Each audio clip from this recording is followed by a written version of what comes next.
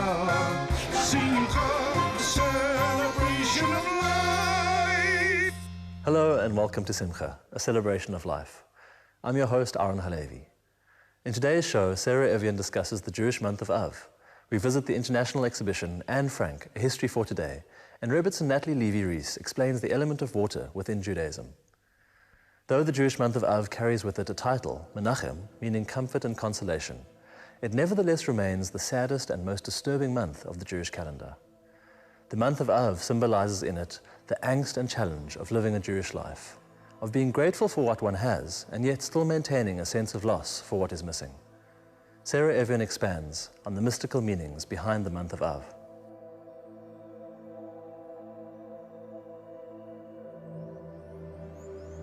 This is the month of Av, the month that comes just after Tammuz. And Av is Aryeh. It is Leo, the month of the lion. It is about power and strength. And Av is the month when the destruction of the temple happened, on the 9th day of Av. The letter of the month is a tet, which actually, it looks like a womb. It's a womb holding growth, and also tet has a numerical value of 9. The 9 days within Av, but it also represents the 9 months of pregnancy. Because Av, for the Jewish people, is a month of sadness and mourning, because we mourn the destruction of the temple, there's very much a sadness in the beginning of the month, because it's our collective mourning of the temple which stood. And we are not mourning a building that stood 2,000 years ago. What the temple was, it was an edifice that was the vortex of light coming from above, God's light. It was the place on earth where God's spiritual energy was focused in the physical world. And from there, it went out to the rest of the world, vivifying everything. And so the destruction for us means that we've lost this connection. We've lost this open, revealed connection of God. And that is a sadness for us, because the Hasidim say that God's Shekhinah is with us all the time. And so if we've lost this portal of that, we've lost God's Shekhinah within us, God is also mourning. We are all mourning together. It's a collective mourning. And we learn that collective mourning is very much a healing for us. What we lose in our lives is something that we long for. And so loss is a place for us to really get in touch with that sense in us that is yearning, that is empty. There's a place of grief and loss. And yearning is a very important part of our being. The Baal Shem Tov said that where you find the will of a person, that's where you find the person. The will for us, it sits outside of us in the place of Keter, the crown, above our heads. The will is a place of what is it that we really want. What is it that I'm wanting? That's where our place of yearning is. Also, this place of yearning which comes from lack. We know from this that the destruction of the temple didn't happen only in order to destruct. The destruction of the temple came about because we were not aligned with each other and with ourselves. But we know there is going to be a third temple. In Jewish life, there is no sense of destruction for its own self. There is only destruction for what can rebuild from that. It is like when you take a seed from a tree. That seed in the ground totally destructs. And it is at that place of total destruction, at that moment, when the new growth comes about. And we have to know at our times of destruction that it is only destruction for the state of regrowth. That is the place of it. And that's what Av is about. We know that the third temple will be rebuilt and that new things come out of it. Like we know that pain is just a disintegration of negativity and falseness. This month, the sense of healing is the month of hearing. The Ishbitzer taught that seeing is all about the external. We see the external world. But hearing is about opening ourselves up to our internal world. It's much more subtle, and it takes time. We need to step back and open that up for ourselves. Hearing is about being there for the other, empathizing, and really being able to hear what the other is saying. It is about real connection. And so I bless us this month, even though there is destruction, and deep mourning for each of us, that we are able to know deep inside that out of destruction comes renewal and regrowth for all of us inside ourselves and for us collectively, and that we are able to really, really open ourselves up, balance our ears so that our beings are balanced, our inner sense of hearing. We are able to hear our soul voice, our soul print, and that we are able to hear the voices of those around us, the whole world, bringing it all together, so that when the second part of the month comes, we have Tu B'Av, the happiest day of the month, where there's just a togetherness of male and femaleness, of all the dualities coming together, and we are fully present in our world.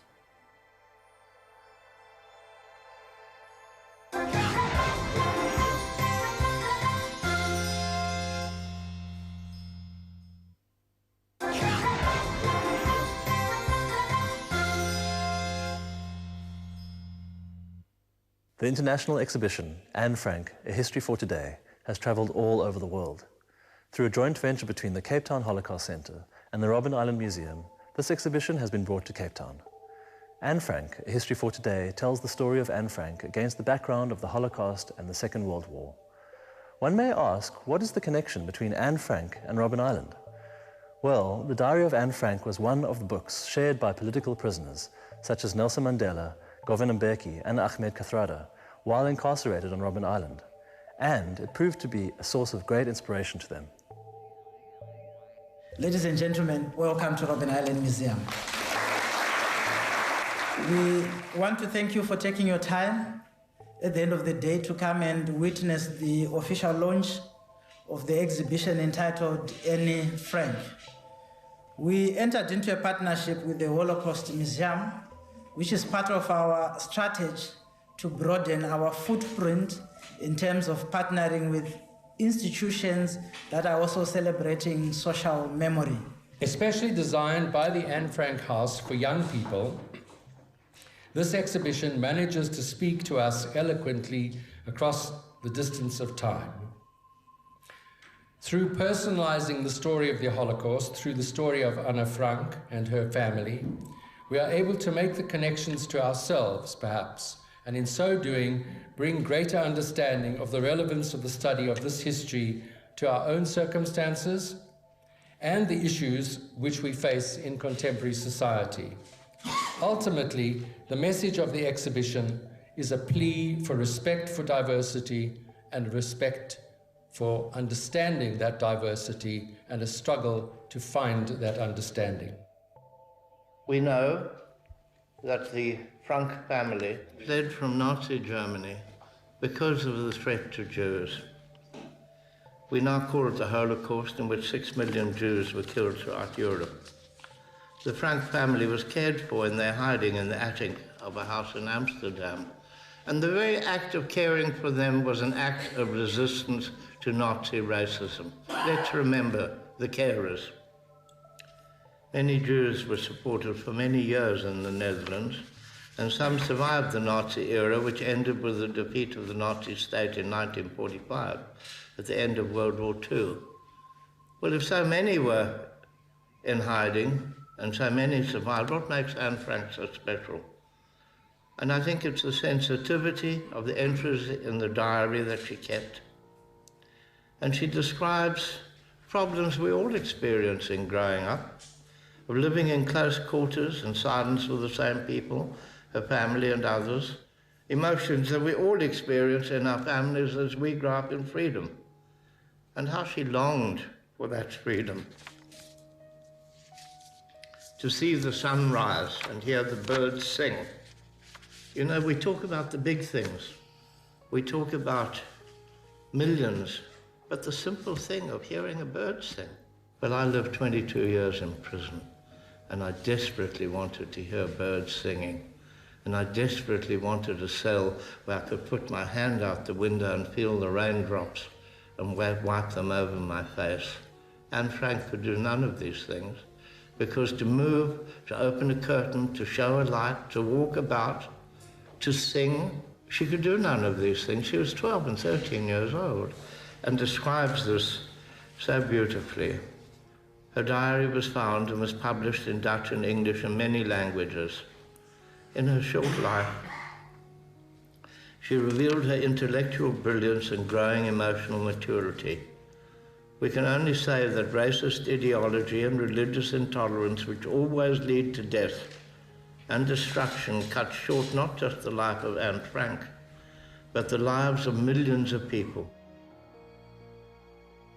So, in Germany, things were ugly. In 1935, Hitler introduced race laws. So school children were given lessons in racial studies. So if you're the so-called pure German, there were certain characteristics that they noticed from you. For example, your eyes. Your eyes had to be blue. You had to have a sharp nose as well. And if you're a man, you had to be muscular. So those were the characteristics that they wanted. And they also measured your head. In this photograph, you can see that they were measuring her head. So if you didn't actually match in those characteristics, you're regarded as a non-German. My mother, she was born in Amsterdam. She was raised in Amsterdam, she grew up, and she was 16 when the war was over. So that was exactly the same age as Anne Frank would have been if she would have survived. And right after the war, she started working for the social, not right after the war, beginning of the 50s, she started working for the social service in Amsterdam. And in the social service, she met, first of all, my dad, but second of all, she met Miep Gies. And Miep Gies was the lady who was working with Otto Frank in his office. And when the family decided to go in hiding in the secret annex next to his office on the Prinsengracht, Miep Gies was one of the helpers. She was one of the people who would come daily to bring food and to bring them the news of what was happening in the outside world. And she was also the one who that morning, when they were taking away, she found the diaries and she kept them for Otto Frank and she gave them to him. So she worked with my parents, and this was so close to the Second World War that this story was so overwhelming, and she would share her grief and she would share her very unfounded feelings of guilt even for not having been able to rescue the family. And I think for my parents, that story was so strong and so emotional that when we as kids, when we were born, they would pass on the story and they would, I think I could hardly read or write when my mother was already reading the diary for us. Now, in closure, I'd just like to say that it should, at all times, we should actually honor those who suffered for justice and freedom, even if it was not in South Africa. But the bottom line stands. They all suffered for justice and freedom, just like any other political prisoners, just like Nelson Mandela and all the others. So even Anne Frank, she was brave. What she did was something that any other person wouldn't have actually done. She wrote a diary, and her diary became famous and all that. So at all times, we should honor those people. The Holocaust Center and Robben Museum are holding this exhibition to remind us how deep are the roots of intolerance. It takes commitment, belief, and a lifelong vision and hope that the young people who are our guides to the museum today will teach others about what they've seen. Think of Nelson Mandela's words when he was sworn in as president, and he made a quick little speech. With his usual brilliance, he ends with virtually the last words: never, never, and never again will we allow one to dominate over another as in the past. such firmness, such commitment to the future. Let freedom reign, he said.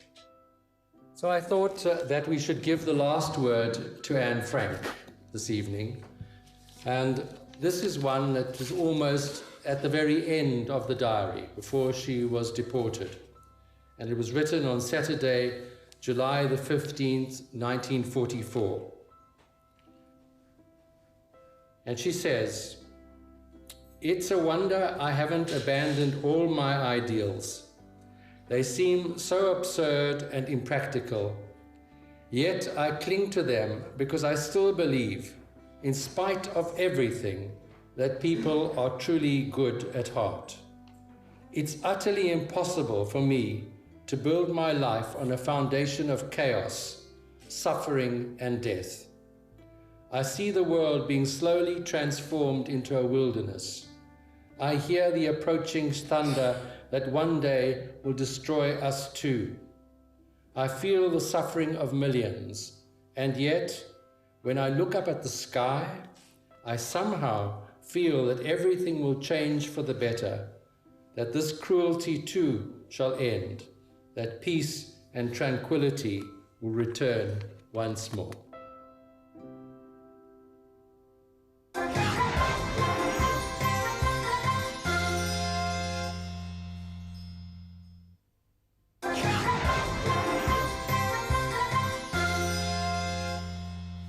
Welcome back. The great Kabbalist Rabbi Chaim Vital writes in his work, Gates of Holiness, that after Adam and Eve ate from the tree of knowledge of good and evil, they themselves became a mixture of good and evil. He continues to explain that man is formed from the four elements: fire, wind, water, and earth, each one of these representing different aspects of the physical and spiritual makeup of man. Rebbitzin Nathalie Levy Reiss takes a look at the role water plays within our lives. Today we're going to talk about the element of water. What's water all about? It's abundance, it's flow, it's kindness, it's wealth and riches and purity. And that's the feminine trait that we want to connect to water. A woman connects to the water throughout this because a woman in itself, in herself, she is kindness, she is giving. She tries to flow with all the different cycles. And connecting to the element of water, and throughout this beautiful flow of life and through her cycles, she can change the world. In my empowering work with women, I try to work with them through my own process. As women, we've been fed a lot of information about who are we and what's expected of us and what we should be and what society expects. And with the change of society and their expectations and feminism and all that we have been bombarded with, we know that the image of a woman has gone from forgetting that she's a female and almost acting like a man to feeling in many places and many situations like a sexual object, like something to stare at only for beauty, with very, very high standards to be pleasing. Now, in this whole beautiful wisdom that's Torah, we learn that women have an amazing power, they have an amazing mission, and they have an amazing job. Not to say that women are more or men are less, or not to say that men are more and women are less.